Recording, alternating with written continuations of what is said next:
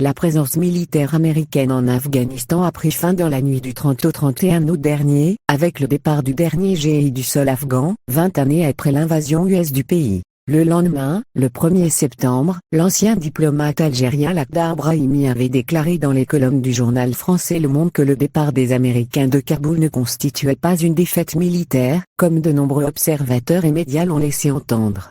Avant d'ajouter, c'est comme pour les Français et l'Algérie. Ce sont les États-Unis qui ont décidé de partir. C'est un dérapage très grave, a réagi l'historien Moharez Kifera, le 7 septembre dans une déclaration à TSA.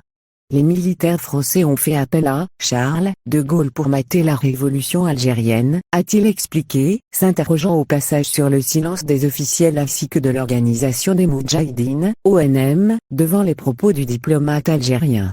Indépendance de l'Algérie. L'ONM répond à Brahimi. Le secrétaire général par intérim de l'ONM, Mohamed Benelhadj, s'est finalement exprimé, dans une vidéo mise en ligne, ce dimanche 12 septembre, sur le site de l'organisation.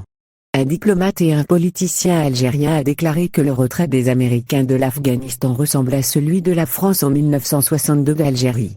C'est ahurissant, a réagi le vieux Moudjahi. Selon lui, il n'existe aucun point de comparaison entre d'une part la présence de la France en Algérie en tant que puissance colonisatrice depuis 130 ans et qui a augmenté ses effectifs jusqu'à 1 million de militaires, armés par l'Alliance Atlantique et, d'autre part, la présence US en Afghanistan en soutien au régime afghan contre les talibans. Il n'y a aucune comparaison.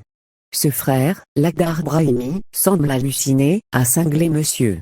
Benelhadj. Lak, a rappelé le Moudjahi.